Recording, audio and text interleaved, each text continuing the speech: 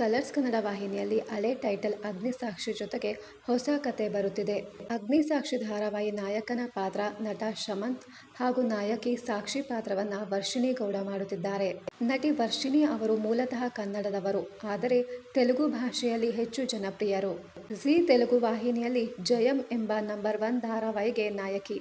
ಇದೇ ಧಾರಾವಾಹಿ ಜೀ ಕನ್ನಡಕ್ಕೆ ಡಬ್ ಆಗಿದ್ದು, ಪಾವನ ಗಂಗಾ ಟೈಟಲ್ನಲ್ಲಿ ಮಧ್ಯಾಹ್ನ 1 ಗಂಟೆಗೆ ಪ್ರಸಾರವಾಗುತ್ತಿದೆ.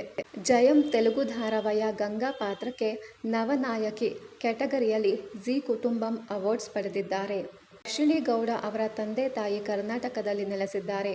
ವರ್ಷಿಣಿ ಮಾತ್ರ ಶೂಟಿಂಗ್ ನಿಮಿತ್ತ ಹೈದರಾಬಾದ್ಗೆ ಹೋಗಿ ಬರುತ್ತಾರೆ. ವರ್ಷಿಣಿ ಅವರಿಗೆ ತಮ್ಮ ಇದ್ದಾನೆ. ಅವರ ಹೆಸರು ಪರಮೇಶ್. ಇವರು ಕೂಡ ನಟನೆಯತ್ತ ಆಸಕ್ತಿ ಹೊಂದಿದ್ದಾರೆ.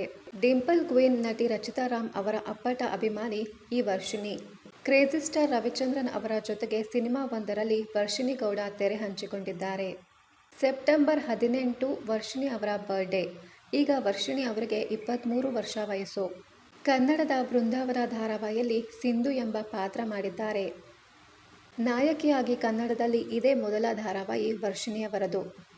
ಇನ್ನಷ್ಟು ಸಮಾಚಾರಕ್ಕಾಗಿ ಚಾನಲ್ ಅನ್ನು ಸಬ್ಸ್ಕ್ರೈಬ್ ಮಾಡಿ. Thank you.